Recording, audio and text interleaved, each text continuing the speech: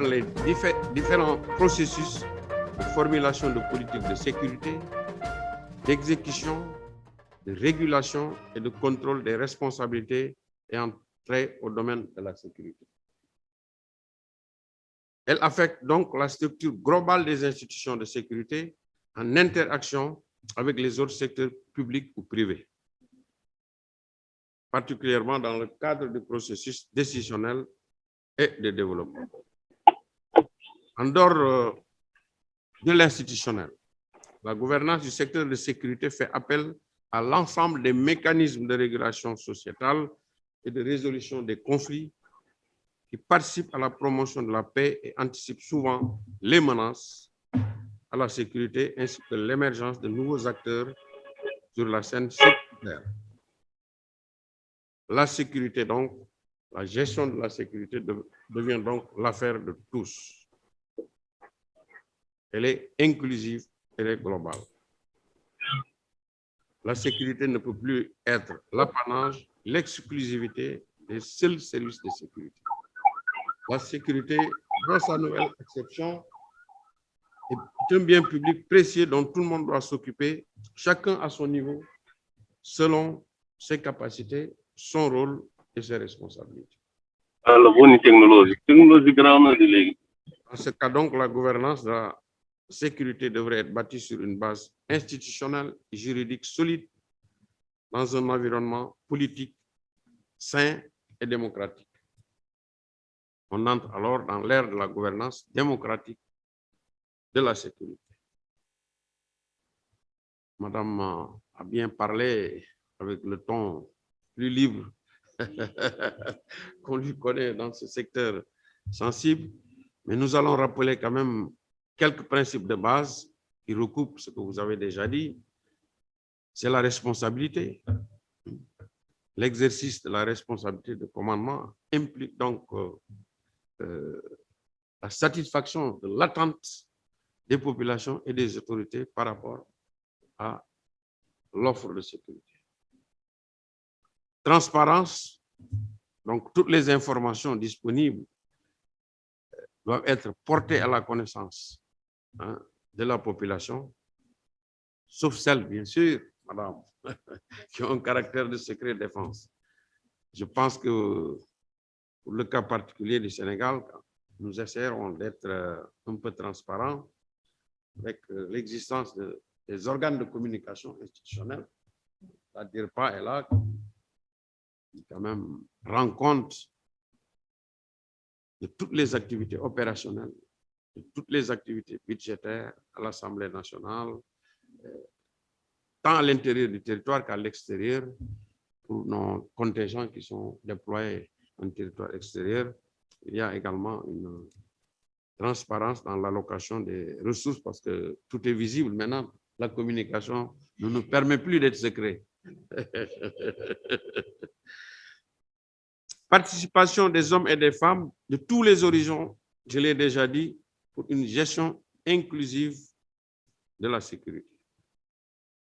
Réactivité également des institutions de sécurité qui doivent être attentives aux besoins des différents secteurs de la société par rapport à sa sécurité, par rapport à sa défense, dans un esprit de culture axé sur le service de la défense et de sécurité conçu de manière inclusive, avec l'ensemble des secteurs, l'ensemble des acteurs de la société, sans exclusive.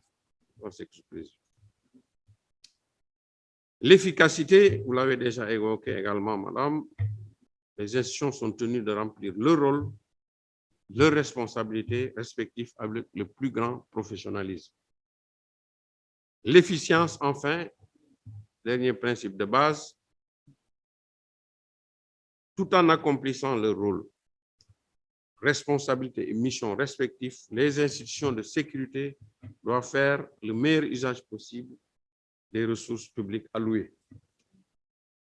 Lorsque donc les principes de bonne gouvernance sont appliqués au secteur de sécurité, l'État est en mesure d'assurer la sécurité de la population de manière efficace et responsable dans un cadre de contrôle civil et démocratique. et dans le respect de l'état de droit et des droits humains. La bonne gestion du secteur de sécurité est un ensemble de principes, donc, mais pas un modèle institutionnel.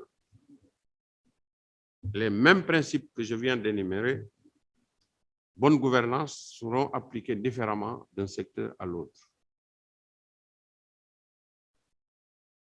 Quelles sont les composantes du contrôle de la gouvernance du secteur de sécurité? Il y a d'abord les acteurs de la gouvernance du secteur de sécurité. Il y a ensuite le processus du contrôle de la sécurité, des acteurs de la sécurité. Au titre des acteurs de la gouvernance du secteur de sécurité, celle-ci est composée de toutes les structures, institutions et personnes chargées de la prestation, de la gestion et du contrôle des services de sécurité au niveau national et local notamment. Les prestataires des services de sécurité tels que les forces armées.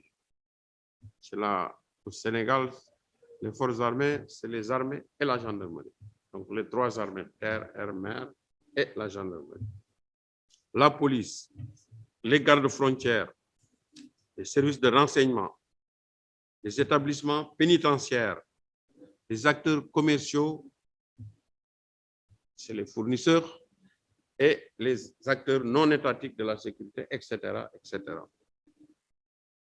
Les organes de gestion et de contrôle de la sécurité tels que les ministères, le Parlement, les institutions de contrôle, certaines composantes du secteur de la justice, les acteurs de la société civile qui non seulement jouent un rôle important pour s'assurer que les services de sécurité répondent à des normes élevées de prestations, il faut également y ajouter les bénéficiaires ultimes, tels que les organisations de femmes, les médias, etc., etc. Il existe différentes définitions du secteur de sécurité, mais la réforme du secteur de sécurité reflète une conception large du secteur qui s'étend donc à tous les acteurs de prestation, de gestion, de contrôle, aussi bien les institutions militaires que non militaires, et les acteurs étatiques que non étatiques. Il faut donc une gouvernance partagée de la sécurité, qui est le versant pratique de la gouvernance démocratique de la sécurité, et repose fondamentalement sur une distribution judicieuse des rôles et responsabilités entre tous les acteurs du secteur de sécurité, institutionnels et non institutionnels, le secteur public, le secteur privé, la société politique, la société civile, les collectivités territoriales, les communautés, partenaires techniques et financiers. Cela donc présuppose l'adhésion des forces de sécurité aux principes qui fondent la démocratie universelle et leur subordination au pouvoir civil légitime et leur soumission aux règles de contrôle démocratique. Voilà donc schématiquement proposé le processus du contrôle. Le texte est disponible au niveau du site. Donc, le pouvoir exécutif, avec l'intervention du pouvoir exécutif qui détermine la politique de sécurité, les services de sécurité qui appliquent la politique de sécurité définie, le Parlement ou le corps législatif qui rédige et approuve les projets de loi et qui donc évalue les politiques publiques. En tout cas, la nouvelle constitution sénégalaise permet l'évaluation des politiques publiques par les députés, même si la majorité est souvent partie prenante à l'appareil du parti exécutif. Une autorité judiciaire constitutionnelle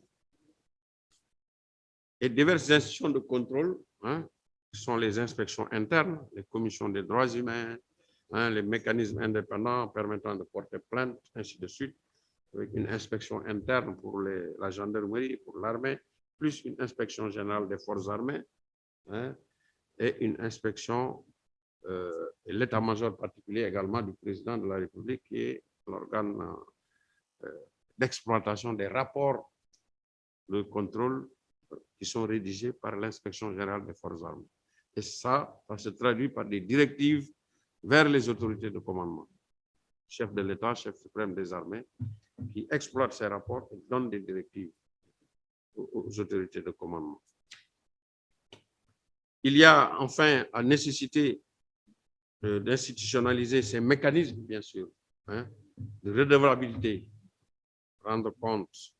Et au niveau interne, il y a donc des intendants militaires qui supervisent l'exécution du budget et qui rendent compte et qui sont partie prenante également dans l'inspection générale des forces armées et qui également au niveau du Parlement en commission technique et en commission en plénière rendent compte en tout cas des rythmes de consommation, des niveaux de consommation, et la commission de défense et sécurité est chargée d'aller sur le terrain pour constater les réalisations qui sont opérées par la suite du crédit alloué. Voilà. Les conséquences du défaut de contrôle des parties prenantes, effectivement, un manque de contrôle, de transparence ou de responsabilité réelle dans le secteur de sécurité engendre la corruption. Celle-ci est difficile à éradiquer en raison des avantages personnels qu'en tirent les membres des forces de sécurité et les civils employés dans des institutions politiques. Des mesures inefficaces de contrôle et de responsabilisation peuvent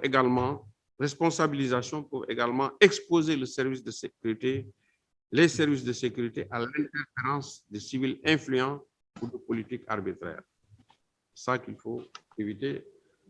Mais je crois que la meilleure manière d'éviter de tels travers, c'est d'avoir une posture républicaine. L'armée, les forces armées ne sont pas le champ d'intervention du politique. Et là, je pense qu'au niveau du Sénégal, c'est chose acquise, ce qui a permis d'ailleurs au général Cissé d'être, parce qu'il y a une confiance quand même de la classe politique sur le personnel militaire de commandement, le personnel de direction. Et même actuellement, aujourd'hui, je crois que dans le cadre de la gestion du processus électoral, les militaires sont toujours les bienvenus en raison de leur posture républicaine, parce qu'ils restent à équidistance du jeu partisan. Un manque de transparence, par contre, et de responsabilité de la planification et de la prise de décision en matière de sécurité est susceptible de conduire à des performances de sécurité et de défense nationale inadéquates et donc une insécurité, une défense insuffisante. Je vous remercie de votre aimable attention en tenant compte du crédit horaire qui m'a été imparti. Merci.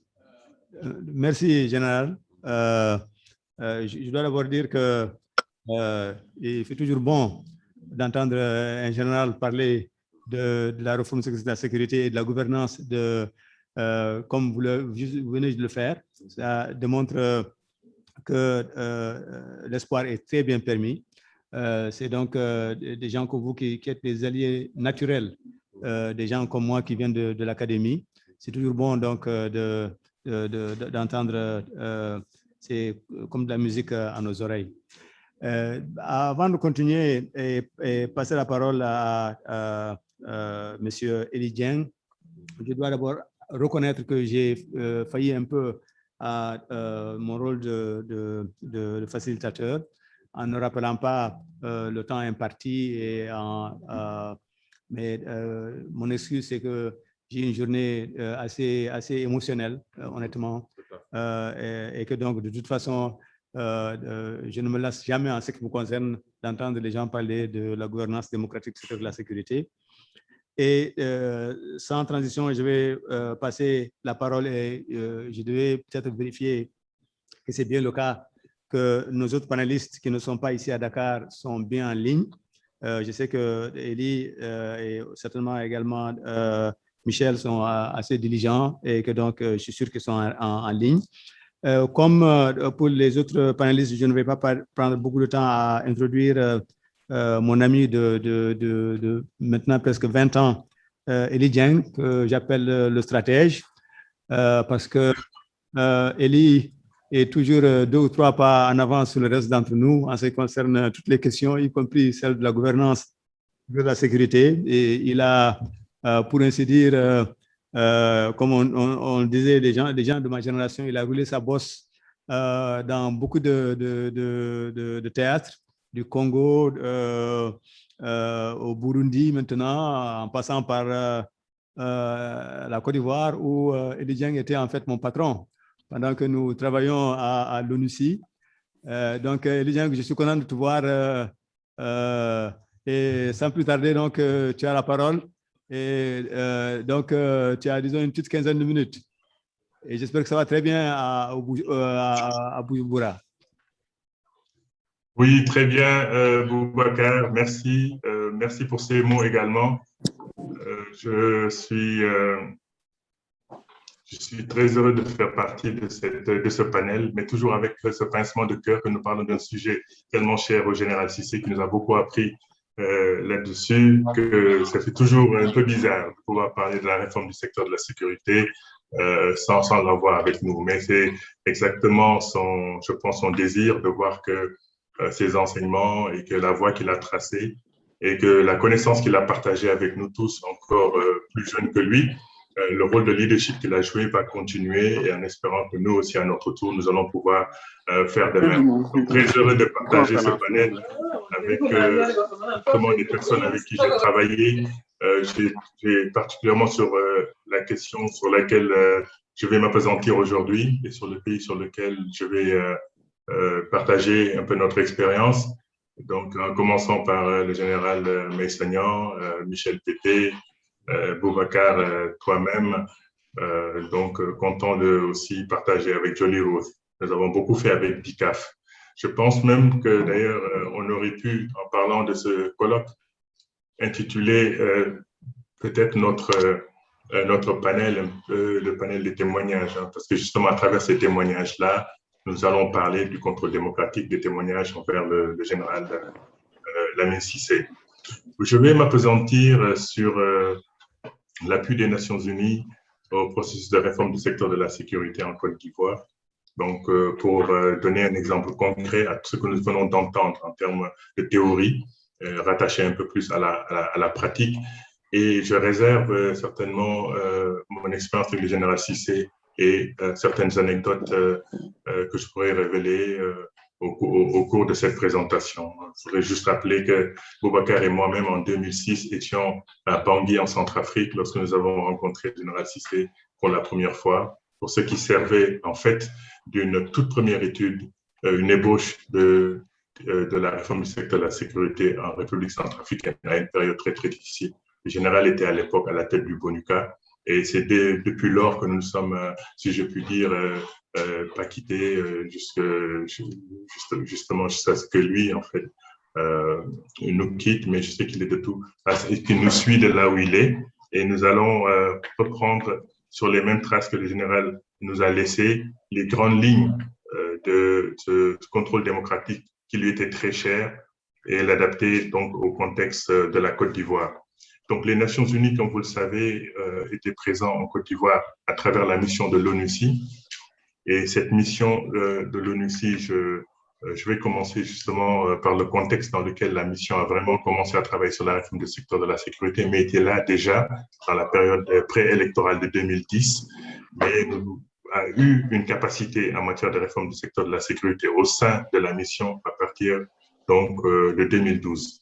Et j'ai eu l'honneur de mettre en place la division réforme du secteur de la sécurité. Et c'est un plaisir de travailler avec Boubacar. Et je pense que sur les connaissances en matière de réforme du secteur de la sécurité, c'était lui le conseiller et c'était lui notre plume en réalité. Administrativement, je dirigeais juste la division. Et donc, les Nations Unies avaient en fait pour but de s'assurer que dans cette phase post-électorale, que la Côte d'Ivoire pouvait maintenir le cap et essentiellement pouvait revenir, ou en tout cas trouver des solutions à un contexte extrêmement difficile qui était marqué par une question de légitimité du pouvoir, comme vous le savez, par rapport à l'accession au pouvoir du président Alassane Ouattara qui était contestée, et également cette fracture sociale que vivait la Côte d'Ivoire et qui avait créé une forte polarisation qui découlait justement de la division du pays et qu'il fallait effectivement travailler sur une forte cohésion sociale et de réconciliation qui n'était pas facile. Il y avait un déficit de confiance entre les forces de défense et de sécurité elles-mêmes et entre ces forces et la population qu'il fallait résorber.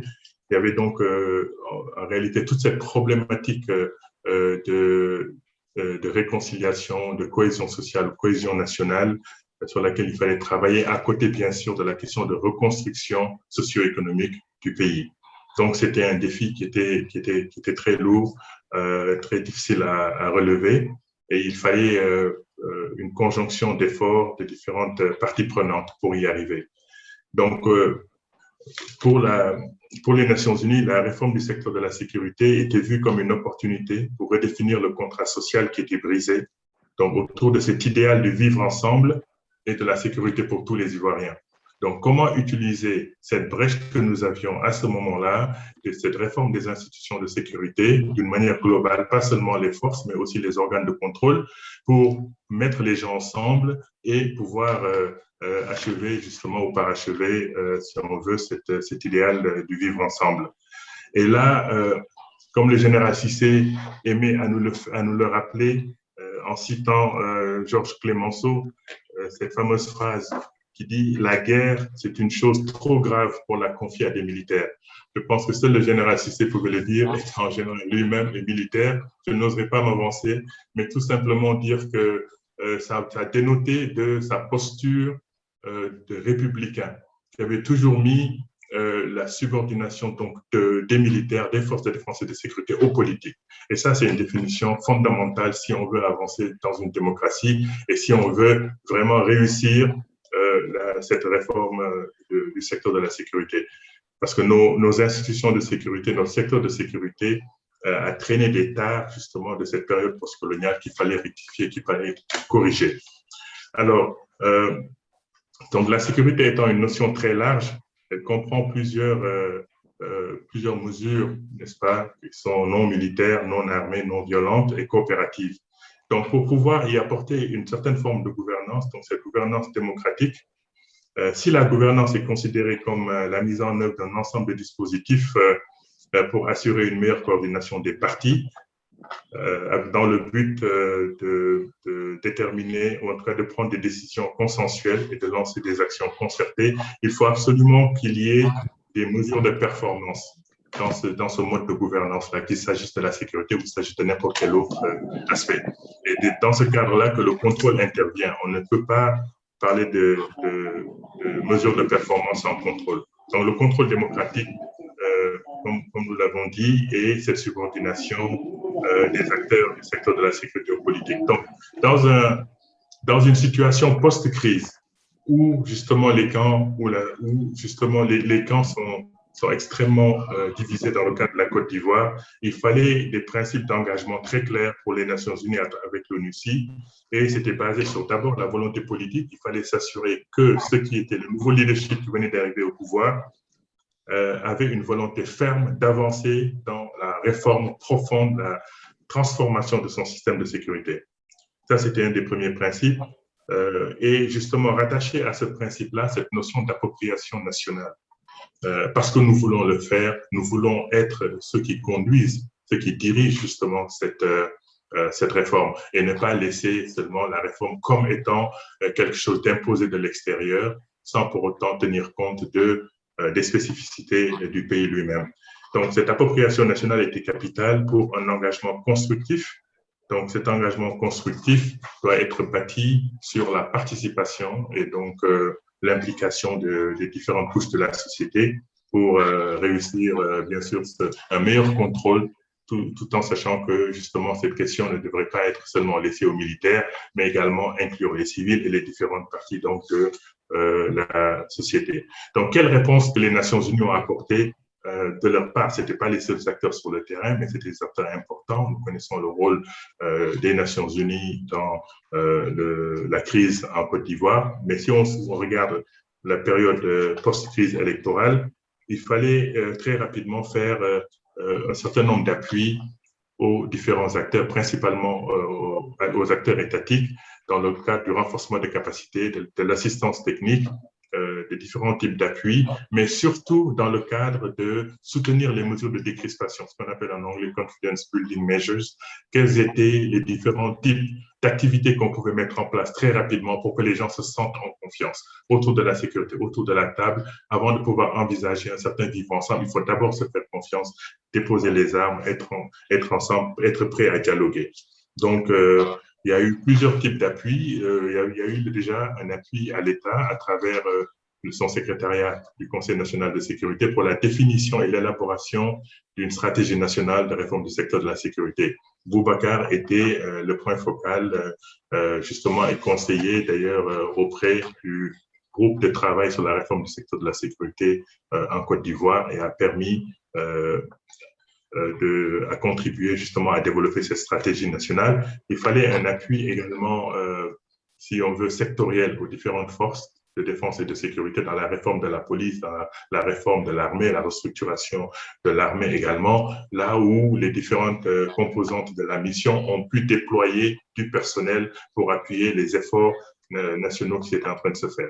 Lorsque la stratégie a été élaborée, elle a été élaborée autour de ce qu'on appelait, ce qu'on peut appeler les 108 réformes, autour de 6 piliers.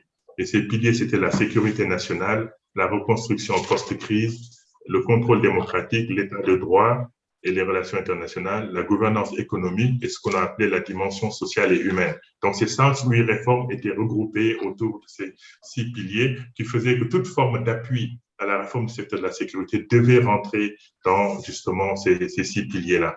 Le contrôle démocratique était un pilier extrêmement important et l'État l'avait compris et avait mis pas mal de ressources dans ce pilier. Alors, très rapidement, pour nous, ce qui était important, c'est comment soutenir la participation, comment rendre ce processus plus inclusif et par conséquent plus crédible. Alors, comme nous l'avons dit, l'appui était multiforme. Il a fallu d'abord pouvoir rapprocher les décideurs des autres franges de la société, des partis politiques, la société civile. Nous avons mis en place ce qu'on a appelé des déjeuners-débats sur le modèle d'un brown bag lunch en anglais, qui faisait que chaque mois, une personnalité ivoirienne, que ce soit un ministre, que ce soit un député ou d'autres personnalités, comme à l'époque le responsable de la commission qui s'occupait de la vérité et la réconciliation, pouvait venir comment dirais-je, comme invité, pouvait intervenir dans ces forums et avoir des questions-réponses avec toutes les franges de la société. Et ça, l'État l'avait accepté démocratiquement, ouvertement. Et ça se faisait au sein de la mission et ça continue à se faire après que la mission est fermée en 2017 sous l'égide du PNUD maintenant, tellement ce forum était important. Alors, à travers ce forum-là, nous avons invité des spécialistes de DICAF aussi qui étaient intervenus, tout comme d'autres agences et d'autres personnalités. À côté de cet appui, il fallait, au niveau de l'armée également, apporter un appui similaire. On a créé donc ce qu'on a appelé des échanges sous forme de sorte de petit déjeuner, de rencontres. Et la toute première personne qui est intervenue, qui a fait une prestation qui a marqué tous les esprits jusqu'à présent, et son discours a été partagé et distribué, c'est le général Lamine Cissé sur le thème de l'État-nation, avec tous les généraux, les officiers qui se sont retrouvés, où il a fait un discours, une présentation qui a marqué tous les esprits et qui a servi après d'ailleurs dans plusieurs autres événements et séminaires à continuer à nous guider. Donc, ces genres d'activités ont permis aux différentes factions, aux différents groupes, justement, de se rassembler, de se retrouver autour de l'idéal et à donner plus de crédibilité à l'État. Donc, pour que, justement, ces actions puissent être acceptées par les acteurs non étatiques. Et nous avions invité également la société civile, d'avoir organisé la société civile. Alors, à côté de ça, il y avait un problème essentiel dans le cas de la Côte d'Ivoire où la réforme a été pensée au niveau de la capitale par un groupe d'experts, bien qu'il y ait une certaine forme d'inclusion de la société civile, mais c'était encore une fois au niveau de l'élite. Qu'en était-il de différentes régions? Il fallait pouvoir passer donc, de ce qu'on a appelé une appropriation entre guillemets, gouvernementale vers une application plus globale, plus nationale du processus. Et c'est la phase de décentralisation. Et on a accompagné justement l'État à aller dans toutes les provinces pour présenter la réforme du secteur de la sécurité. D'abord aux dirigeants, aux préfets, à la société civile. L'ONUCI, à l'époque, elle a accompagné au niveau de sa présence au niveau des différentes régions avec des points focaux de réforme du secteur de la sécurité qui ont continué le dialogue avec les maires, les différentes franges de la société civile.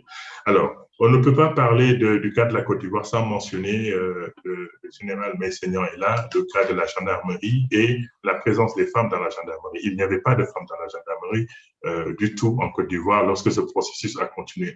Et nous pensons que le Sénégal a joué un rôle extrêmement important. Quand il s'est agi d'aller visiter un pays pour voir comment les femmes étaient intégrées dans les forces armées, donc l'armée et la gendarmerie, l'exemple, le cas du Sénégal avait été choisi. Et c'est d'ailleurs Michel Pépé, qui fait partie du panel, qui avait dirigé au niveau de la société civile cette mission et qui a fait le rapport ensuite. Donc c'est une mission dirigée par des militaires et des gendarmes de la Côte d'Ivoire qui est venue s'inspirer de l'exemple sénégalais. Et au retour, justement, ils ont intégré les leçons apprises, soutenues par les Nations Unies, pour finalement accepter l'intégration des 50 premières femmes à travers un concours dans les forces de gendarmerie. Et cela a fait date. Le général Meyssegnan était venu nous appuyer également pour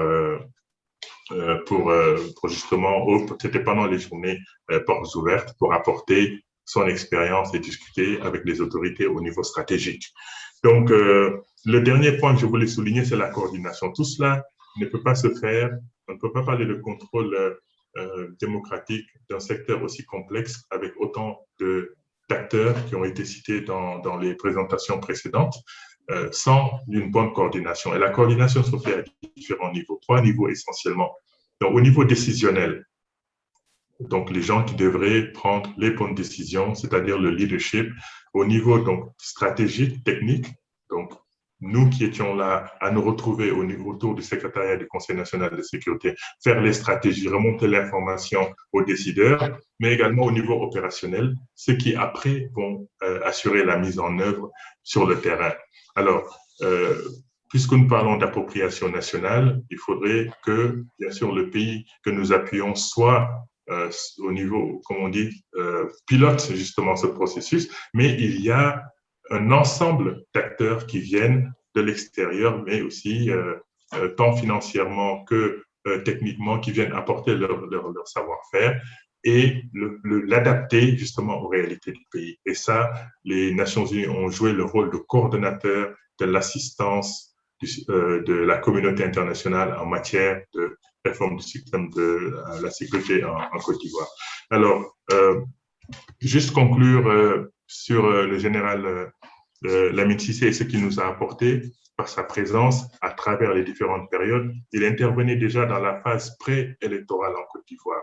À l'époque, nous l'avions fait venir dans le cadre du PNUD pour, dans les dernières tentatives de trouver une solution dans cette restructuration de l'armée en Côte d'Ivoire. Il était intervenu à Grand Bassam.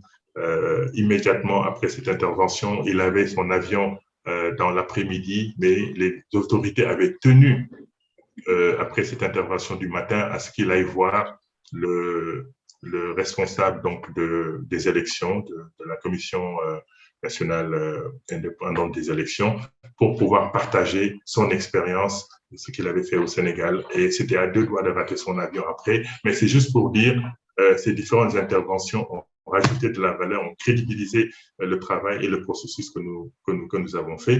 Nous avons partagé plusieurs scènes, plusieurs plateaux avec le César à Abidjan, avec Partners West Africa, qu'il s'agisse d'Abidjan ou bien au Libéria, à peu près dans la même période, toujours dans le même but à chaque fois, d'apporter sa touche, d'apporter son leadership, de donner ses directives. Et ça, il a toujours fait sans mesure, il a toujours donné tout ce qu'il avait, sans même calculer que nous étions une génération de générations différentes, mais au contraire, c'est ce qu'il aimait bien, c'était de porter les jeunes avec lui. Et je terminerai juste sur un point que Boubacar a mentionné plus tôt, quelque chose que j'ai vécu au niveau personnel également. Chaque fois quand je venais à Dakar et qu'il était là, ou à la Somone, on se fixait une date où il devait descendre à Dakar pour se voir.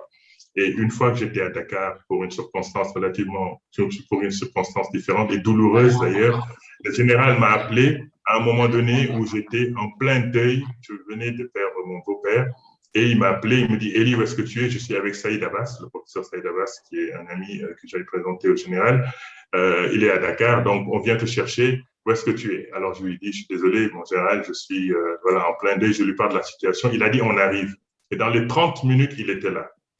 Ça, je ne peux pas l'oublier. Il est venu présenter ses condoléances à toute la famille restée avec moi avant de repartir. Donc, c'est un homme de cœur, c'est un homme de valeur. Et je terminerai juste par ce que Boubacar a dit lorsque nous avons appris sa disparition. Il a dit que c'était un officier et un gentleman. Merci. Merci, Eli. Tu vas m'obliger un peu à être émotionnel, mais je vais passer. Donc, nous avons écouté Eli Dieng, le stratège, comme j'ai dit. Vous avez vu pourquoi je l'appelle le stratège.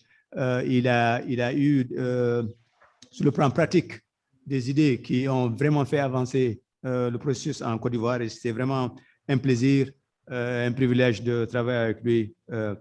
Maintenant, vous avez remarqué que j'ai pris quelques libertés avec l'ordre dans lequel les présentations étaient censées être faites. Je l'ai fait à dessein parce que je voulais finir notre panel avec un last but not least, une sœur que j'ai connue également pendant plusieurs années, pour laquelle j'ai eu beaucoup de respect et d'affection, une femme engagée, une femme de principe.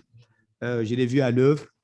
Je voulais donc qu'elle soit notre dernier speaker de la journée. C'est évidemment Madame Michèle Pépé, qui a fait un nom pour elle-même dans les questions de gouvernance du secteur de la sécurité en Afrique. Elle est journaliste de profession. Elle est également entrepreneur. Donc, c'est une dame qui a plusieurs chapeaux. Et encore une fois, une sœur pour laquelle j'ai beaucoup de respect, que je n'ai pas vue depuis quelque temps. C'est toujours un plaisir de te voir n'importe où, même de très loin. Michel, j'espère que tu n'as pas pris ombrage que j'ai pris cette liberté. Tu sais, non, pas du tout, le respect que j'ai pour toi. Et je voulais simplement finir avec encore plus de puissance que mon ami Eli vient de le faire. Donc, tu as la parole. OK. Merci, professeur. Merci pour ces mots gentils. C'est un grand honneur et une lourde responsabilité de passer après Eli Dieng. C'est un expert vraiment reconnu au-delà des frontières africaines.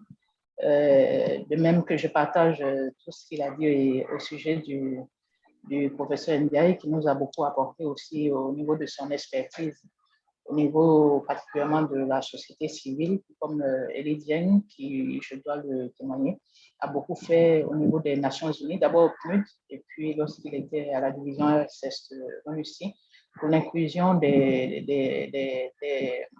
la société civile dans la gouvernance du secteur de la sécurité, et particulièrement des femmes dans la RSS.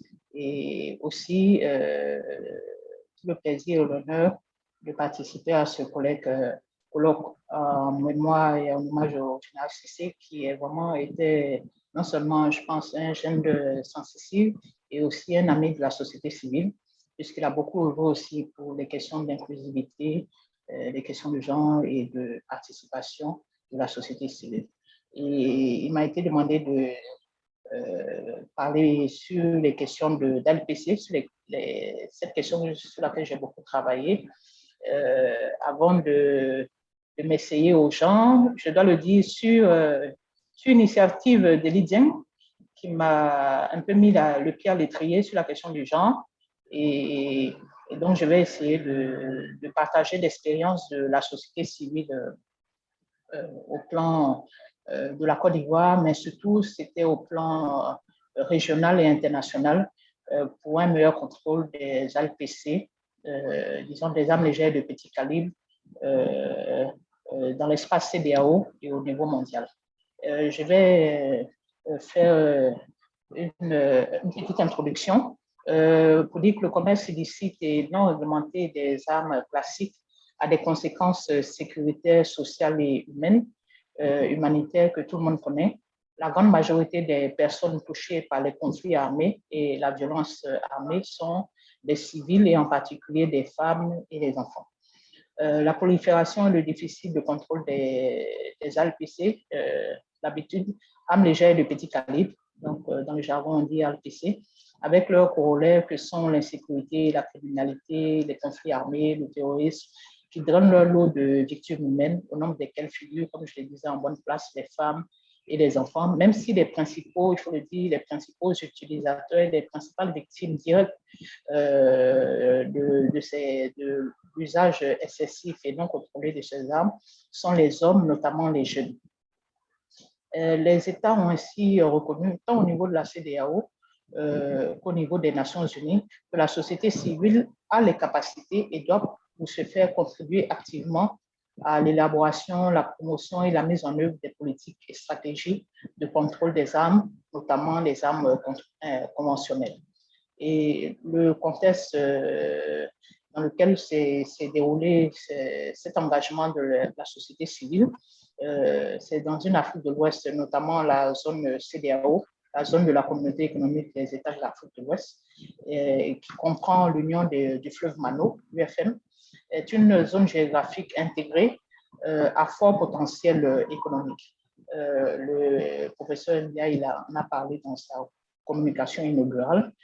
Cette zone de libre circulation et de libre échange est malheureusement extrêmement confligène et accuse de ce fait un retard de développement social, économique et humain.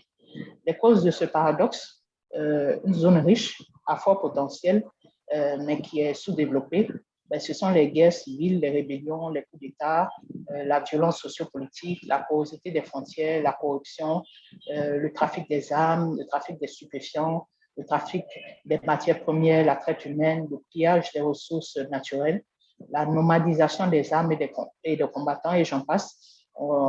Ces dernières années, on vit le phénomène du djihadisme et de l'extrémisme violent. Et pour couronner le tout, comme je l'ai dit, c'est le phénomène émergent du terrorisme. En effet, lorsqu'on observe la cartographie de cette zone, ce qu'on constate, c'est que, en ce qui concerne particulièrement une zone assez intégrée, qui est l'union du fleuve Mano, particulièrement, qui concerne 4 pays, qui sont le Libéria, la Sierra Leone, la Guinée et la Côte d'Ivoire. Ces 4 pays ont connu des guerres civiles, des rébellions, des coups d'État et autres situations de violence armée. Au niveau global de la CEDEAO, il nous suffit d'évoquer le cas du Nigeria avec Boko Haram, mais pas seulement, ainsi que le Mali et son nord assiégé par des groupes terroristes, pour se convaincre de la précarité sécuritaire de cette région ouest-africaine. La commission de la CEDEAO a ainsi relevé que les zones de forte circulation, de concentration et de transfert d'armes sont le Niger, la région nord-est, la Guinée-Bissau, le Nigeria, Lagos, la région du Delta, et les pays de l'union du fleuve Mano. Je vais aller rapidement sur les coûts économiques et sociaux et politiques lourds de ce manque de contrôle ou de cette insuffisance de contrôle. Ce sont ces coûts-là qui ont incité les organisations de la société civile à s'engager dans cette lutte, à la prendre à bras le corps, parce que les coûts humains et sociaux étaient lourds. Selon des sources émanant de la commission de la CEDEAO, 8 millions d'armes légères de petit calibre circuleraient illicitement dans l'espace communautaire. Selon des chiffres de l'ONU, 600 millions d'ALPC circuleraient illicitement dans le monde et causeraient 500 000 morts par an, dont 300 000 morts du fait des conflits armés et 200 000 morts du fait d'organisations criminelles et de groupes armés. C'est bon de citer des chiffres, même s'il faut les relativiser parce que nous sommes ici dans le domaine de l'illicite. Donc, c'est toujours difficile d'avoir des statistiques plus ou moins fiables dans ce domaine-là. Toujours selon la CEDEAO, il y aurait plus de 500 millions de stocks d'armes légères de petit calibre dans le monde. 3% seraient détenus par les forces de police, 41% seraient détenus par les forces gouvernementales et moins de 1% seraient détenus par les acteurs non étatiques, c'est-à-dire les groupes rebelles et les forces non gouvernementales. 55% seraient légalement détenus par les particuliers et les sociétés privées de sécurité. Et plus de 80% de ces armes illégales, que l'on retrouverait dans le circuit illégal, proviendraient au départ d'un commerce légal reconnu par les États avant d'entrer dans la sphère illicite du fait des faiblesses des systèmes de contrôle en vigueur. Je vais aller rapidement aussi sur les définitions, c'est toujours bon. La société civile, qu'est-ce que la société civile? Elle s'inscrit dans un espace public au sein de la société. Elle se trouve entre l'État, le marché et la famille. Elle ne désigne ni un groupe homogène, ni une masse de citoyens isolés les uns les autres. Et elle désigne des rassemblements de citoyens suivant leur centre d'intérêt respectif, visant une réciprocité des échanges et la poursuite d'objectifs communs. C'est bon à retenir et cette définition a vraiment pris tout son sens en ce qui concerne la lutte contre la prolifération des armes légères dans la société ouest-africaine. Les missions de la société civile, bon, je vais aller rapidement parce que je n'ai que 15 minutes, mais je vais citer la société civile est un acteur important de la bonne gouvernance. Elle a de ce fait un rôle d'appui et de contrôle de l'État et du secteur économique privé afin de contribuer efficacement à la réalisation des objectifs de développement durable et de la sécurité humaine. Les organisations de la société civile assument ainsi un rôle de partenaire, mais également de contrepoids de l'État, des partis politiques et du secteur économique privé. Dans cette optique, elles se doivent de respecter les principes de neutralité et d'indépendance vis-à-vis de ces différents acteurs de pouvoir. Condition sine qua non pour être en capacité d'observer, évaluer et critiquer de manière objective et constructive les actions de l'État, des partis politiques et du secteur économique privé, et faire ensuite des propositions allant dans le sens du bien-être général. Qu'est-ce que les armes légères de petit calibre? Au niveau des armes légères, ce sont des armes portables destinées à être utilisées par plusieurs personnes travaillant en équipe, schématiquement. Hein. Et les armes de petit calibre, ce sont des armes destinées à être utilisées par une seule personne. J'en viens aux instruments juridiques institutionnels de contrôle pertinents et qui ont beaucoup aidé à structurer un peu cette lutte dans l'espace CEDEAO, mais aussi au niveau international. Il existe une multitude d'instruments, mais je voudrais me focaliser sur deux essentiellement dans lesquels la société civile s'est beaucoup impliquée. Il s'agit de la Convention de la CEDEAO qui pose entre la Convention de la CEDEAO et le Traité international sur le commerce des armes. La Convention de la CEDEAO pose entre autres les principes de l'interdiction formelle du transfert des armes à des acteurs non étatiques, sauf autorisation expresse de l'État, de l'interdiction des transferts d'ALPC sur ou vers et à partir du territoire des États membres, du contrôle de la fabrication artisanale d'ALPC, du dialogue entre les producteurs d'armes extérieurs à la région, de la transparence et des échanges d'informations, de la prévention et de la lutte contre la corruption, d'une banque de données au niveau national ou au niveau communautaire et de la confection et la mise en œuvre de registres d'armes. Le TCA, le traité sur le commerce international des armes, c'est un processus qui a débuté en décembre 2006 et qui s'est achevé avec la signature du traité le 24 décembre 2014. Le TCA vise à instituer les normes communes les plus strictes possibles aux fins de réglementer ou d'améliorer la réglementation du commerce international des armes classiques, de prévenir et éliminer le commerce illicite des armes classiques et empêcher le détournement de ces armes afin de contribuer à la paix, la sécurité et la stabilité internationale et régionale, de réduire la souffrance humaine, c'est important. Ça, la société civile a particulièrement travaillé à intégrer ces notions-là dans le texte et à promouvoir la coopération, la transparence et l'action responsable des États dans le commerce international des armes classiques et bâtir ainsi la confiance entre les États. Le rôle de la société civile dans la vulgarisation, l'appropriation et la mise en œuvre des instruments juridiques contraignants de contrôle des armes conventionnelles que sont le TCA et la Convention de la CEDEAO, Contrairement aux autres instruments, ces deux instruments sont juridiquement contraignants.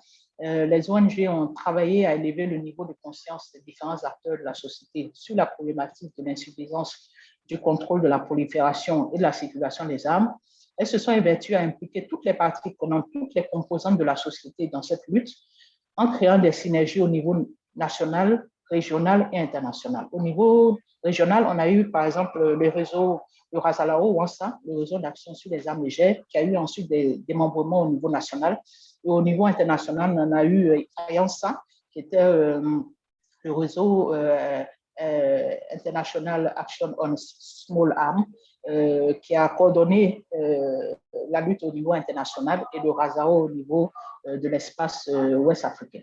Et les ONG aussi ont travaillé à promouvoir une législation robuste et harmonisée et à vulgariser les instruments juridiques nationaux, régionaux et internationaux. Elles ont sensibilisé et impliqué les assemblées législatives nationales, les ministères des Affaires étrangères, ainsi que d'autres ministères techniques pour le renforcement du cadre législatif pour le contrôle des armes légères de petit calibre.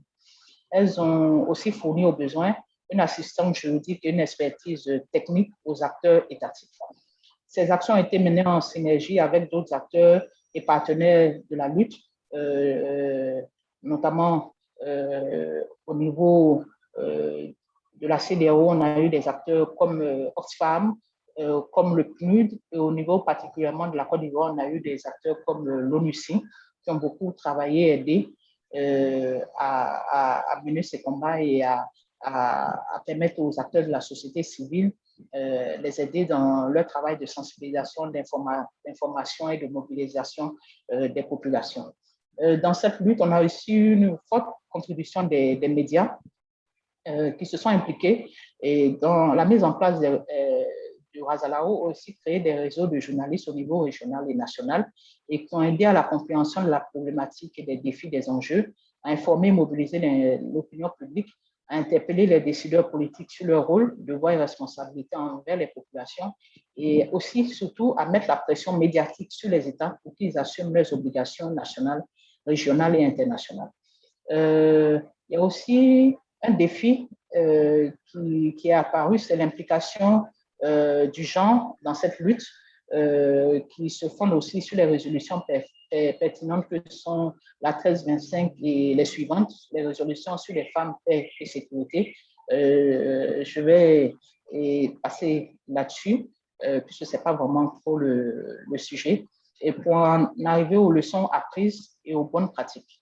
La forte implication, l'engagement et l'expertise des organisations de la société civile dans l'élaboration de la Convention de la CEDEAO sur les armes légères de petit calibre et ont permis d'avoir un texte ambitieux et innovant.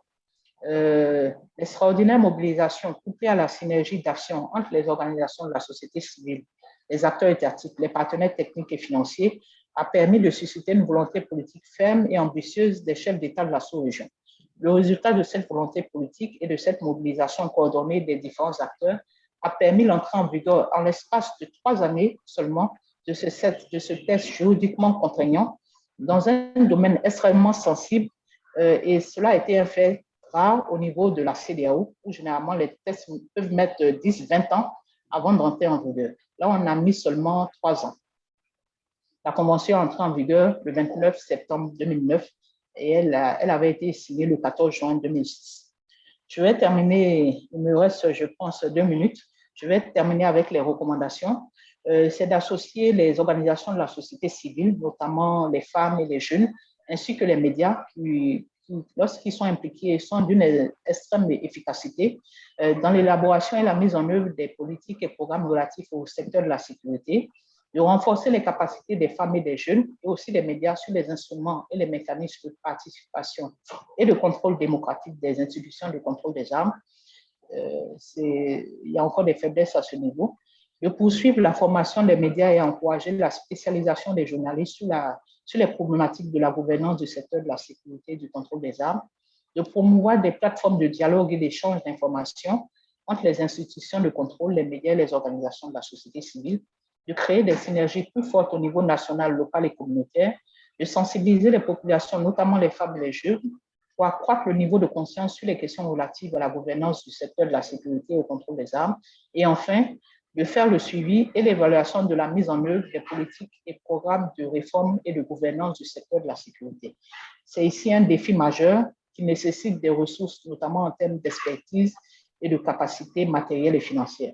À ce niveau, les organisations de la société civile ouest-africaine manquent tellement de ressources humaines en termes d'expertise et de capacités financières.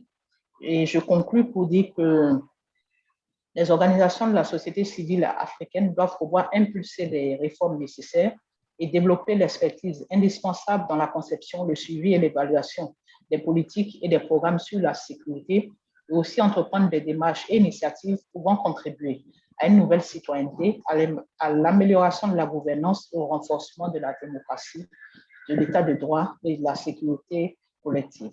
Je vous remercie. Merci, Michel. Comme je l'avais bien pensé, last but not least, encore une fois, une expérience très, très large et un engagement pour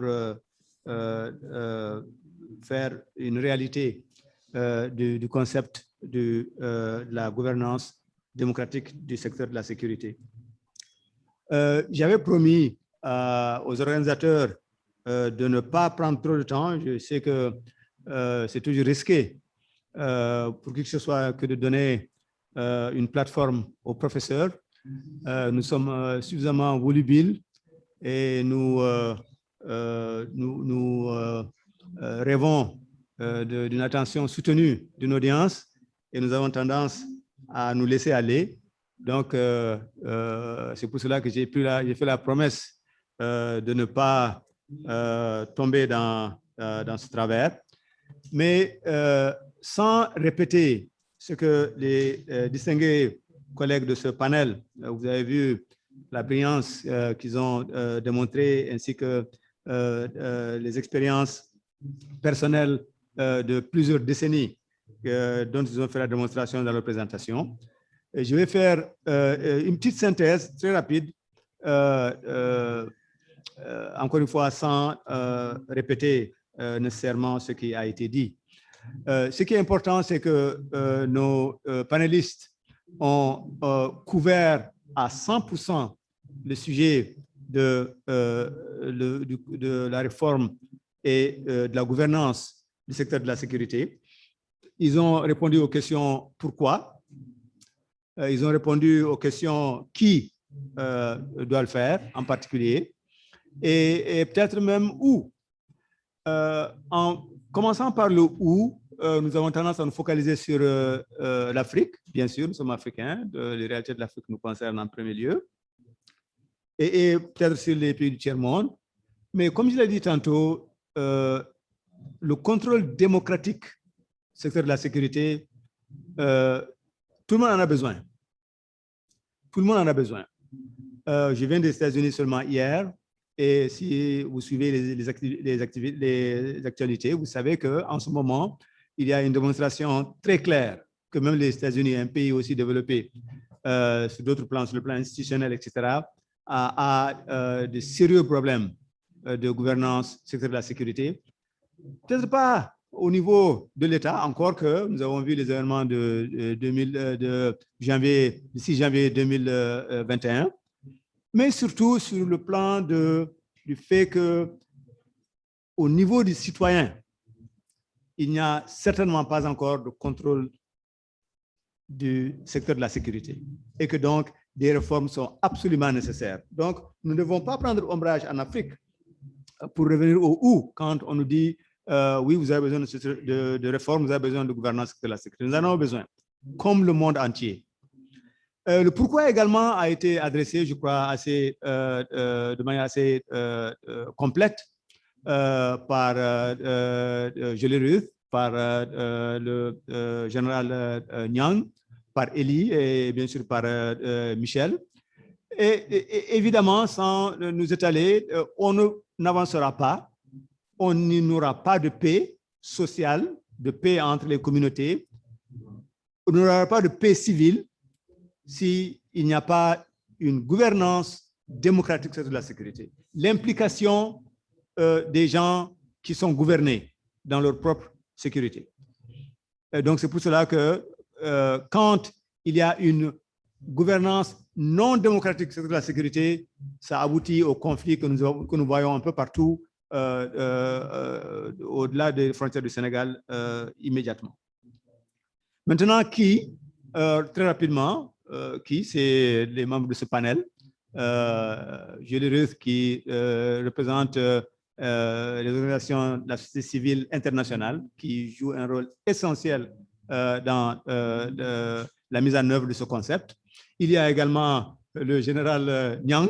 Nous avons besoin évidemment, comme je l'ai dit tantôt, des militaires, des membres du secteur de la sécurité éclairés, informés, qui comprennent que la gouvernance de la sécurité ne veut pas dire anarchie, ne veut pas dire la fin de la République, ne veut pas dire la fin de l'État. Bien au contraire, cela veut dire faire avancer le bien commun et que chacun, les forces d'armée de sécurité dans leur ligne et les civils, les institutions civiles, ainsi que les citoyens et les membres de la société civile également sur leur champ. Et évidemment, ce champ-là, des gens comme Eli Dieng, un expert dans ce domaine qui travaille pour les Nations Unies, ou même un professeur comme moi qui a des idées qui peuvent être utiles. Et bien évidemment, encore plus des gens comme Michel, qui appartient à la société civile locale, qui, par son engagement, qui par leur engagement, des gens comme elle, jouent un rôle essentiel dans l'avènement de ce qui a été l'œuvre de décennies pour le général Cissé et bien d'autres, à savoir que nos pays et nos États soient gouvernés de manière démocratique. Et évidemment, cela veut dire être également gouverné sur le plan de la sécurité par tous les principes que Julie Ruth et le général Niang et également Michel et Eli ont exposé. Donc, je crois avoir fait justice, j'espère que j'ai fait justice un peu à ce qui a été dit sur ce concept, très riche, mais je mettrai l'accent sur le fait qu'il n'y a pas eu beaucoup de conceptualisation du concept, de discussion conceptuelle du concept. Il y a eu surtout des gens qui ont eu la main à la pâte et qui ont dit essentiellement comment, et c'est la question essentielle, comment est-ce qu'on aboutit à la gouvernance démocratique de la sécurité. Donc, je m'arrête là. Je pense que les dispositions sont prises pour qu'il y ait une participation des participants virtuels ainsi que des gens qui sont dans la salle avec nous. Je vais donc m'arrêter là et laisser ceux qui gèrent l'aspect électronique de prendre le relais.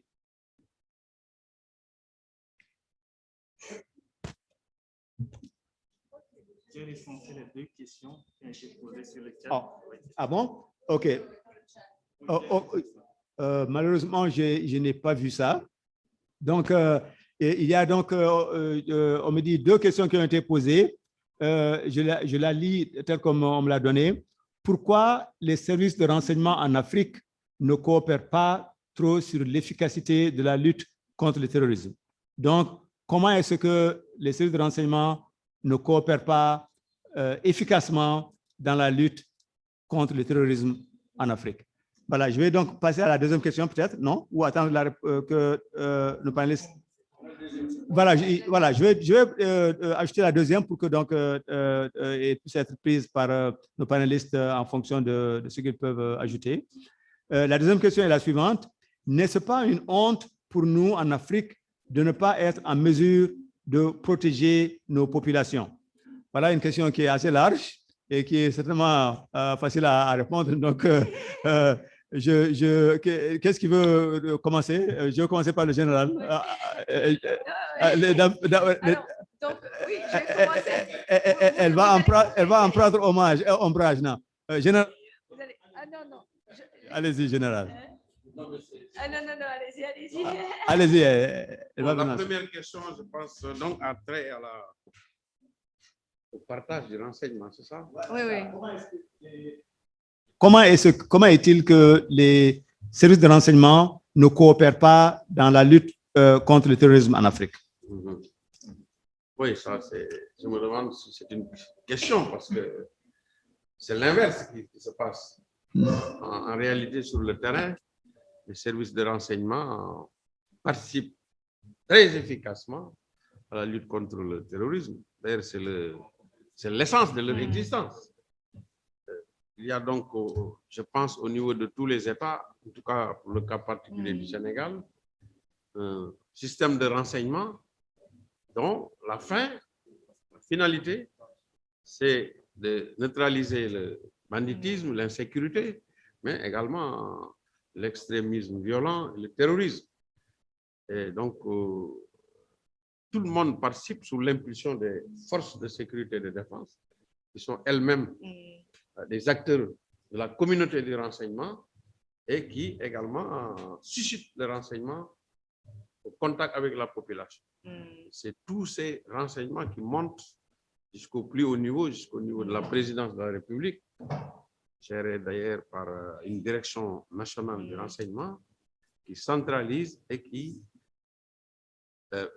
pond des directives en direction des services opérationnels, en tout cas pour lutter contre l'insécurité et contre l'extrémisme violent, le terrorisme d'une manière générale.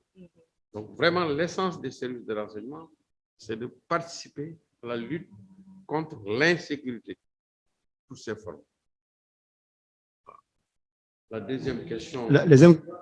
Elle avait trait à... Bon, c'est une question un peu rhétorique. N'est-ce pas une honte pour nous en Afrique de ne pas être en mesure de protéger nos populations? Si nous avons failli, parce que moi j'appartiens à ces forces de sécurité et de défense, oui, ça peut être une honte, mais il faut relativiser. Je crois que la criminalité qu'on a eue au moment des indépendances n'est pas la même que celle que nous avons partout dans le monde d'ailleurs. Une trentaine d'années, 40 ans, donc la criminalité a changé de forme. Elle est devenue plus violente, elle est devenue plus diversifiée et s'y est agrégé le phénomène du terrorisme, de l'extrémisme violent, qui est une autre forme de criminalité. Maintenant, se pose le problème, parce que nous parlons de la gouvernance de la sécurité, problème de l'allocation des ressources dédiées aux forces de sécurité et de défense par l'autorité politique. Si ces ressources-là ne sont pas suffisantes ou sont mal utilisées, suit un sous-équipement des forces de défense et de sécurité. Et je pense que dans les cas où il y a un relâchement, une défaillance du système de sécurité, c'est lié à ce phénomène de sous-équipement de nos forces de défense et de sécurité et de manque de formation également. Fait que sur le terrain, il y a des failles qui sont exploitées par les groupes terroristes et les groupes délinquants. Voilà, merci Général. Donc, vous avez la parole, mais j'ai l'impression que peut-être il va falloir ouvrir la réponse à nos collègues qui sont en ligne. Donc, quand vous aurez fini, je vais demander à Michel et à Élie s'ils ont un mot rapidement à dire pour que nous prenions d'autres questions. Vas-y. Déjà, je m'excuse Je pense que c'est bon, non? Oui, c'est bon. Je m'excuse de parler après un général. Hein, j'aurais dû... voilà. Alors, juste compléter une petite chose, c'est que c'est vrai que quand on parle de réforme du secteur de la sécurité, on voit l'évolution du rôle de nos forces de défense et de sécurité. Parce que c'est vrai que après les indépendances, les forces de défense et de sécurité étaient là pour la protection de l'État. Et le rôle de la protection de la population n'était pas leur premier rôle. Et c'est ça où on parle de plus en plus donc de la protection, la sécurité pour l'État. Donc on voit cette évolution qui vient, qui arrive, on y arrive.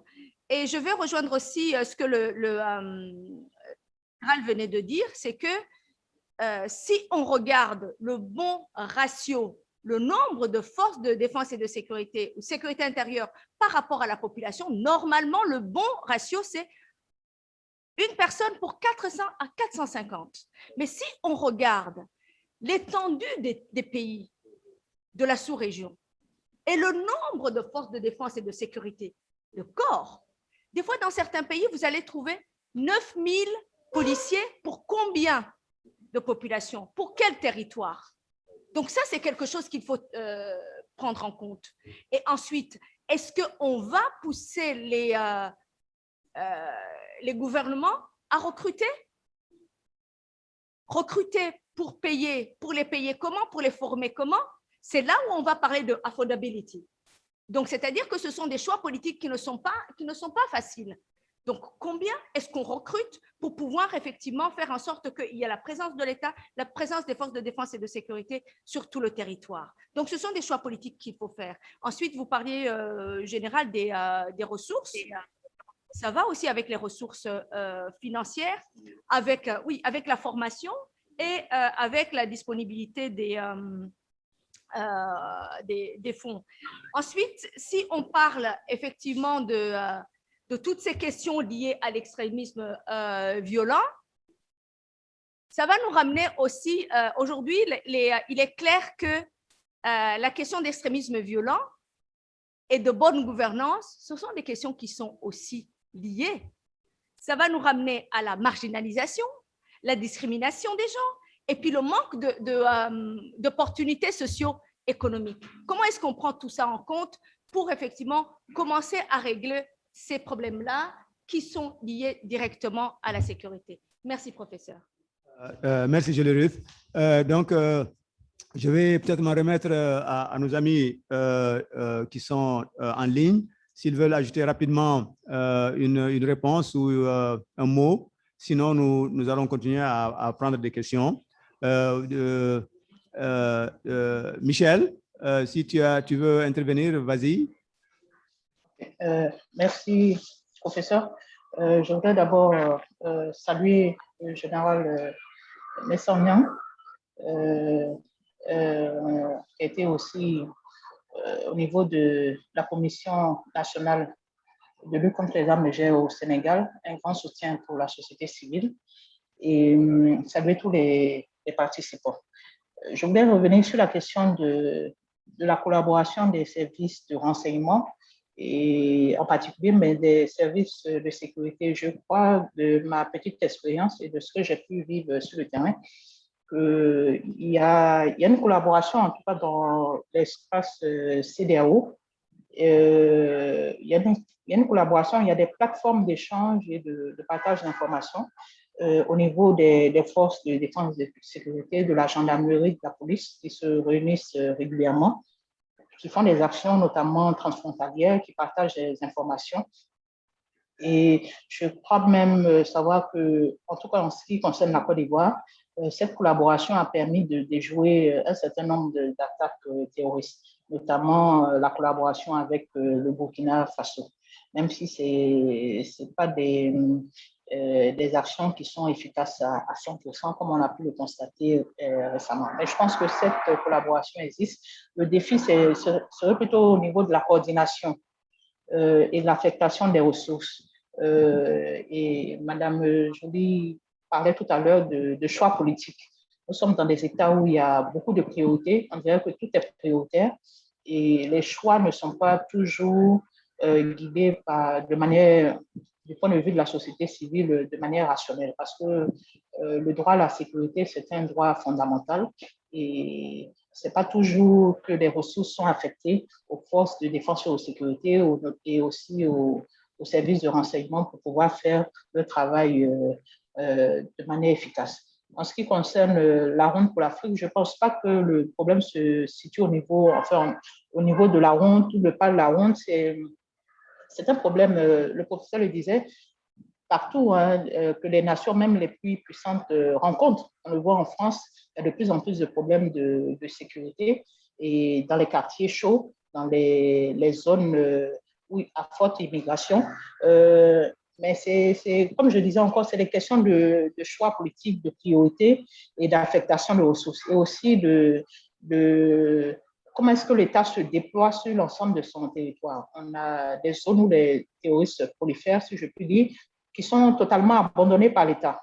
les populations se sont abandonnées et donc elles sont plus réceptives et plus vulnérables à ces groupes armés qui sont vraiment bien organisés et qui ont des approches sociologiques très efficaces à ne pas négliger. Donc, comment est-ce que l'État distribue les ressources aussi, la distribution des ressources, l'allocation des ressources? C'est une question aussi de gouvernance. C'est vrai que nos États ont beaucoup de problèmes, mais en règle générale, il y a aussi une question de gouvernance qu'il ne faut pas oublier. C'est ce que je voulais ajouter. Merci bien, Michel. Elie, nous avons à peu près une petite dizaine de minutes. Si tu peux ajouter un mot rapidement, comme ça on passera aux prochaines questions et comme ça on pourra finir à temps. Vas-y, Elie. Oui, merci. Alors, très rapidement, je pense que sur la même lignée que ce que Jolie Rousse vient de dire, il faudrait qu'on puisse passer de cette sécurité des États à la sécurité des populations. Et la sécurité des populations devrait impliquer les populations, devrait les impliquer dans la recherche de solutions pour leur propre sécurité. Donc, la question qui revient à dire comment protéger nos populations, est-ce qu'on est vraiment capable de le faire? On protège par rapport à certaines menaces. On protège par rapport à quoi finalement? Est-ce que c'est des menaces internes? C'est des menaces aux frontières? Si c'est des menaces internes, quel type de menaces? Quelquefois, pour lutter contre le banditisme, il faut créer de l'emploi.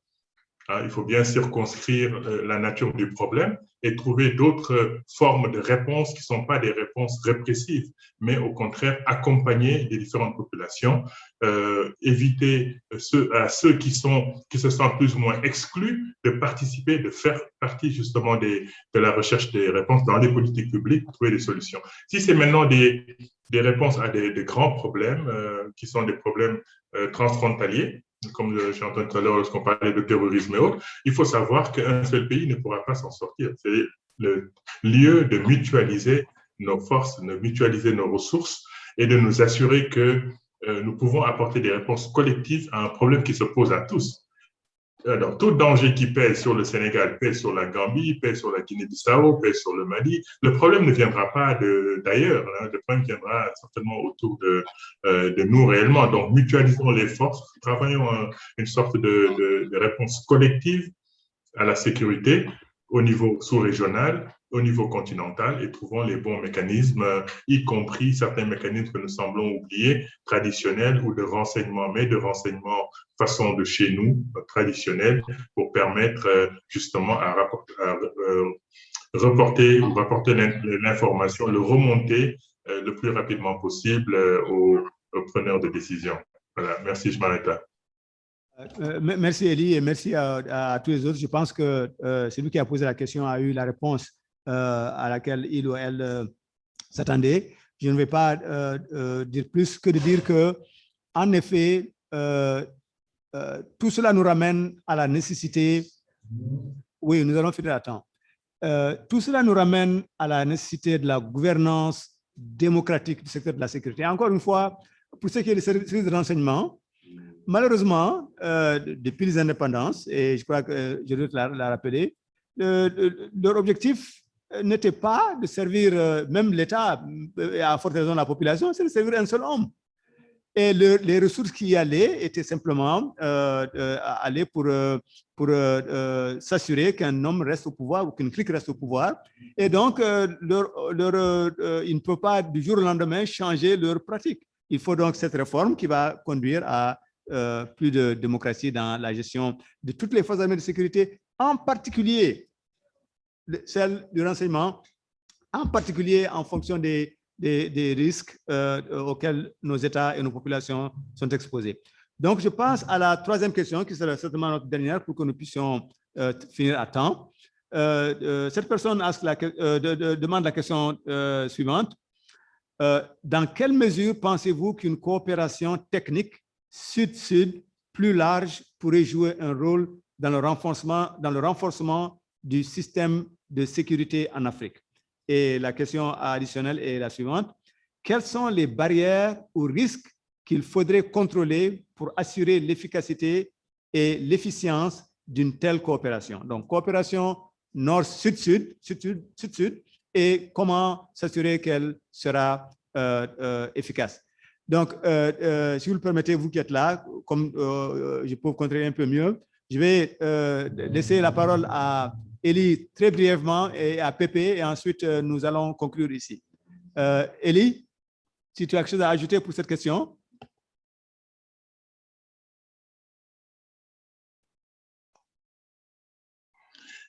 Boubacar, désolé, j'ai raté la question. Juste, si tu veux bien la relire rapidement. Je la reprends rapidement, si tu m'entends.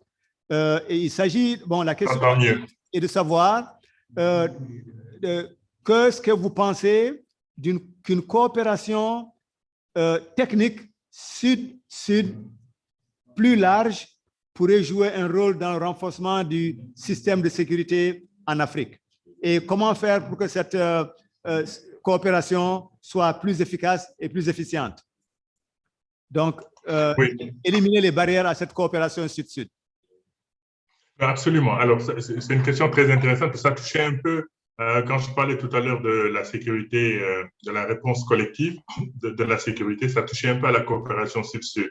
Très souvent, lorsqu'on pense aux réponses à la transformation du secteur de la sécurité, on pense toujours à une assistance extérieure, à une assistance financière, à des types de coopération de matériel dont nous ne disposons pas, mais nous ne partons pas de ce que nous avons déjà comme actifs, de ce que nous avons déjà dans nos cultures, dans nos manières de fonctionner, dans les mécanismes qui existent déjà et qu'on ne devrait pas complètement éliminer. Donc, il y a des types de coopération que nous pouvons faire déjà autour de nous, les pays limitrophes, sur la base justement des connexions qui existent, que ce soit des connexions sociales, que ce soit culturelles. Il y a beaucoup de choses, je pense, que nous avons comme outils déjà qui nous permettraient de développer dans un meilleur vivre ensemble ce souci de protection, de sécurité. Maintenant, au niveau global, au niveau régional, je pense que ce serait important aussi que les organisations qui s'occupent de ces questions au niveau régional puissent harmoniser maintenant leur vue. Là, le gros souci, c'est est-ce qu'on peut harmoniser? Là, nous avons des visions politiques différentes. Donc, il faudrait d'abord s'entendre sur les visions politiques, que ce soit des visions politiques bien partagées au niveau régional, et que de ces visions politiques partagées-là puisse découler une politique qui soit une politique cohérente de défense de la sécurité. Si aujourd'hui l'Europe peut parler d'une protection collective régionale de la sécurité, c'est parce que les pays qui composent justement ces organisations régionales européennes ont le même idéal, partagent les mêmes valeurs. Donc, soit c'est des pays plus ou moins portés sur des valeurs occidentales, soit sur d'autres valeurs, mais ils partagent ces valeurs-là et ils voient ensemble comment est-ce qu'ils peuvent réaliser des politiques qui répondent à un certain type de collaboration, de coopération technique. Alors, c'est la même chose qui doit s'appliquer justement au niveau de l'Afrique. Nous devons être capables, dans cette coopération sud-sud, déjà au niveau continental, mais également nous ouvrir à d'autres pays de Global South, d'autres pays du sud, d'autres continents, et de tirer leur expertise et de tirer des échanges que nous pouvons faire de partenariat, de soutien et de collaboration, que ce soit technique, que ce soit en équipement. Voilà, merci. Merci, Elie. Michel, un mot rapidement, pas plus d'une minute pour que nous puissions finir à temps. Michel, tu veux dire un mot rapidement? Oui, mon micro était fermé, excusez-moi. Je partage ce que vient de dire Elie. Je veux dire que nous avons des instruments qui existent déjà, sur lesquels on peut déjà s'appuyer et qu'il faut déjà pouvoir mettre en œuvre au niveau de la CEDEAO et de l'Union africaine. Il y a des instruments, il y a des tests, mais qui ne sont pas respectés, qu'il faut déjà utiliser.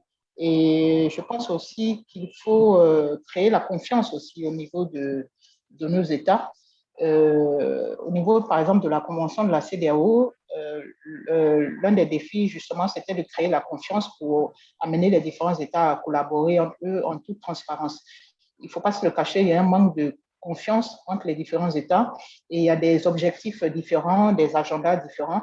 Il faut pouvoir harmoniser tout cela pour pouvoir travailler en toute confiance et avoir le même objectif qui est de lutter contre la violence, toutes sortes d'extrémismes, contre la criminalité, au bénéfice des populations, mais pas pour renforcer et sauvegarder des régimes ou avoir des agendas qui ne répondent pas aux besoins des populations. Donc, en une minute, c'est ce que je voulais ajouter. Merci très bien, Michel. Tu as respecté 1 minute. Nous avons exactement 1 minute qui nous reste. Donc, je vais demander à Julie si elle veut commencer d'avoir 30 secondes et le général 30 secondes pour me laisser 30 secondes pour remercier nos participants. Alors, 30 secondes. Moi, cette coopération Sud-Sud, j'y crois énormément et je suis très optimiste parce que je vois qu'il y a des initiatives qui sont déjà là. Comme vous le disiez, Michel, il y a autour de la CEDEAO des initiatives qui sont en train de se créer. Il y a des networks, par exemple, entre les commissions parlementaires de la CDS et d'autres acteurs clés qui sont en train de s'organiser pour apprendre les uns des autres et échanger sur les bonnes pratiques.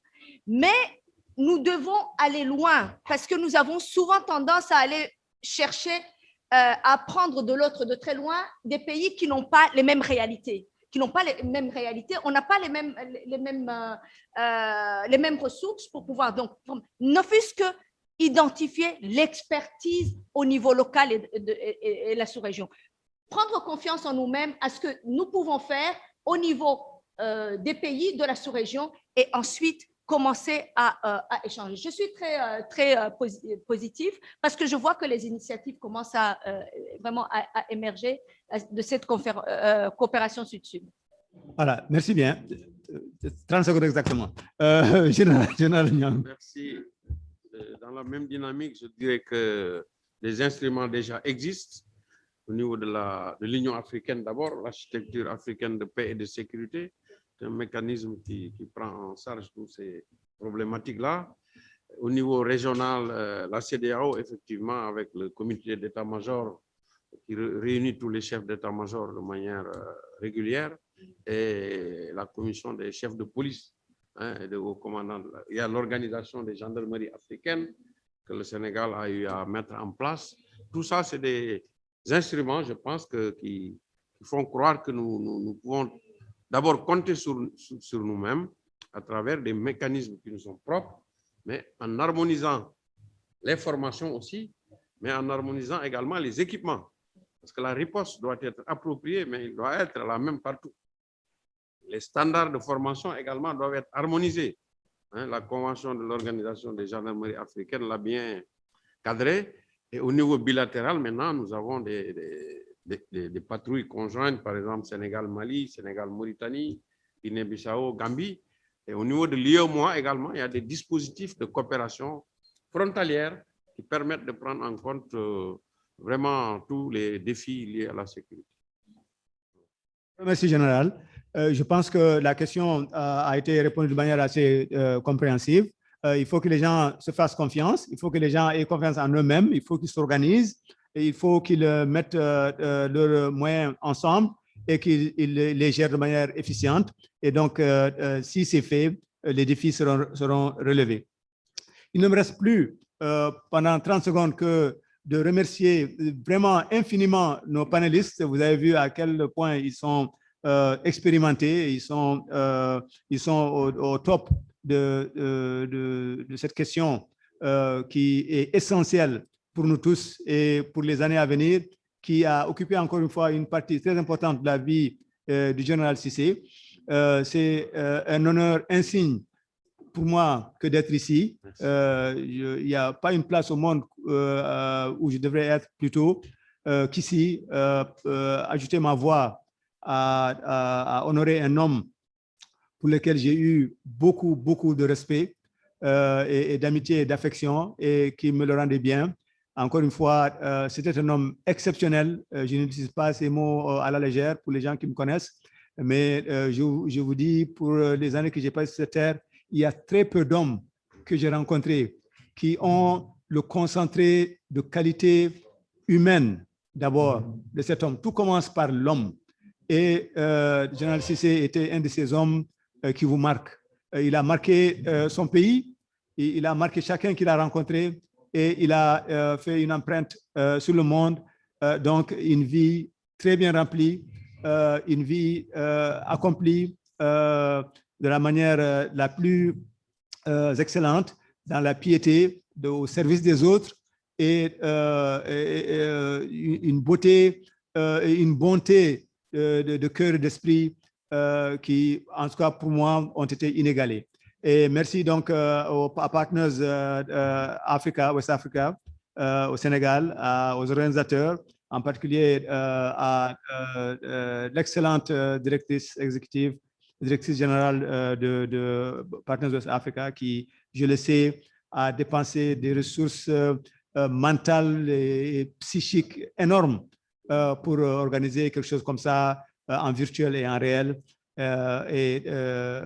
ne peut pas la remercier suffisamment. Encore une fois, c'était un honneur de ma vie que de faire partie de cette commémoration. Et encore une fois, nous prions Dieu en ce saint Ramadan qu'il accorde sa miséricorde infinie à Général Cissé et à tous ceux de notre communauté qui nous ont quittés. Et encore une fois, merci. Et donc, nous allons donc arrêter là ce panel. Merci pour ceux qui nous ont suivis en ligne et pour ceux qui étaient ici dans la salle. Très bonne journée.